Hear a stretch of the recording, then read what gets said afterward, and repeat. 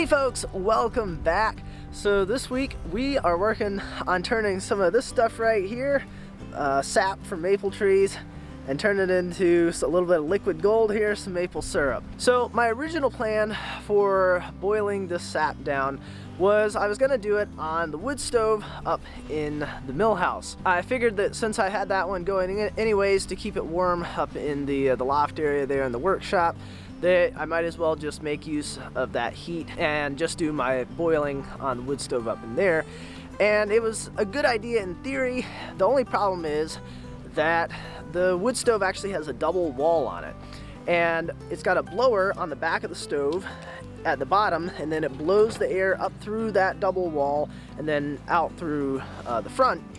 And so it does a great job of heating air, but it does a really bad job of heating the top of the stove because you've got a 2-inch air gap in between the metal that the fire is coming against and the metal that makes up the top of the stove where the sap is sitting on. So it turned out that at best I could barely get it to a simmer, but in order to do that I had the wood stove just cranking as hard as I could, which in turn made it really, really hot up in the loft. So it didn't take too long to decide that that just wasn't going to work very well to boil off any large amount of sap. I could boil off maybe 5-ish gallons a day, and that was including like leaving a pot of the stuff just sitting on the wood stove overnight. And when it got to a couple days where I got 10 and 13 gallons a day back to back, and I'm only getting rid of half or less than half of that boiling off on the stove, I really had to come up with a better way to do this.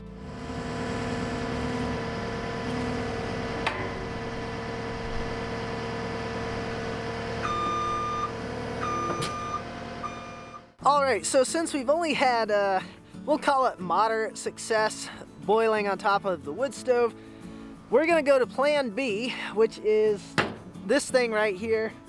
And I have no idea how this is gonna work. I've never even fired either one of these cook stoves up before, so I'm not entirely sure how this is gonna go. I know we've got some controls on here for doing stuff, but at least on this one, neither one of these moves. So hopefully it's set to where we want it to be to get the top of the stove nice and hot, but we'll find out here in just a second.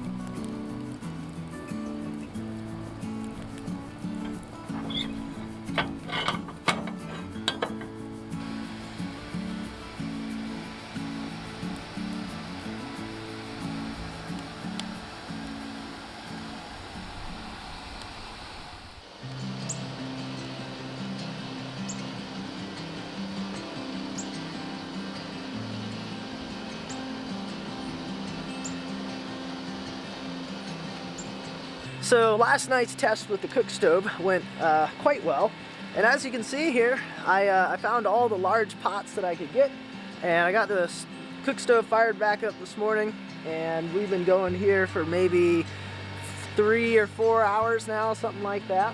And I'm actually down to my last bucket of sap that needs to get boiled through. Now I had the idea to try doing a little bit of forced air into the firebox, and I started with the fan kind of blowing directly in, and then it was getting a little warm there, so I closed the door on that and then moved the fan down to where the ash clean out is, so that way it's kind of blowing the air up through the fire. That definitely seems to be getting it a little bit hotter, so that it's able to kind of heat the whole stove up really well, so that all of the pots are really steaming nice and efficiently here. It's been going pretty well. I only had one minor hiccup where I let one of the pots kind of get a little too low and it burnt. So I probably lost like half a cup or a cup of syrup out of that one. But, you know, lesson learned, I guess.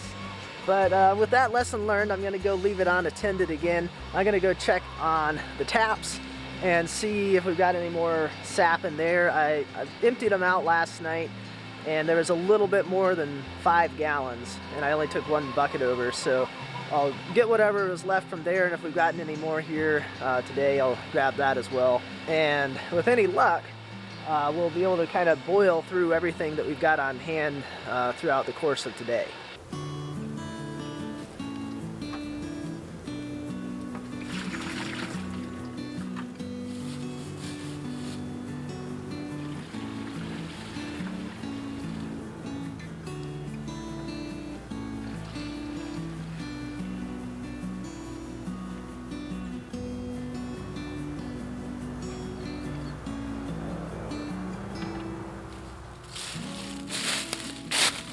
We'll call it about 2 gallons. Well, we're down to just 3 pots on the stove. We got the other 3 sitting around the corner there. So we're getting there. All of our buckets are empty. We got all the sap in here. And the one in the back there, that water bath canner, that one is just, you guys got a little steamy there. It's just about empty, so I'm gonna need to dump that into the 2 stock pots here pretty soon. Get that out of there so that doesn't get burnt. And the 2 stock pots are getting boiled down right along there as well, so it won't be too much longer, and we'll be just about wrapped up here for today. So I decided that instead of trying to finish syrup on the cook stove or on the wood stove, I would use an electric stove, you know, do something a little more modern. Instead, have a little bit more control over the amount of heat that was going into it, and I could get it to a really good rolling boil so that I could get it done pretty quickly just to get that last little bit boiled off. And then as soon as it was done, I could have some canning jars sitting right next to it on the counter, and I could pour it right into those. Now, it's actually a lot lighter color in person. The lighting in this shot is just kind of weird. It actually looks a whole lot closer to this right here, where you can see the light kind of shining through it, kind of a more golden color. I think the technical term might be amber, a light amber, something like that. Now, technically, I don't think this syrup is quite finished yet. I think it might be a little bit on the thin side.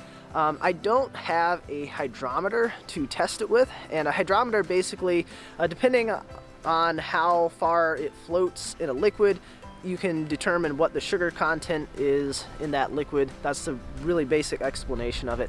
And I don't have one of those. I'm gonna get one so I can kind of test the stuff and see where it's at. But for the time being, I'm just kind of doing it until it tastes really sweet and calling that good enough.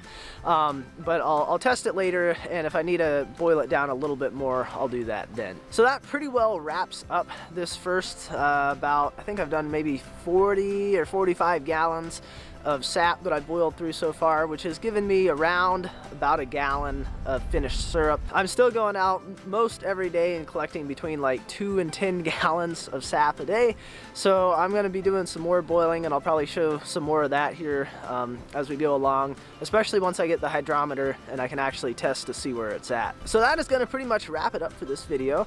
I think I might actually have a video out on Wednesday this coming week as well as on Saturday, so we might get an extra one in here. We'll see how that goes, but that is going to be it for this video. As always, I appreciate you guys watching, and I will see you next time.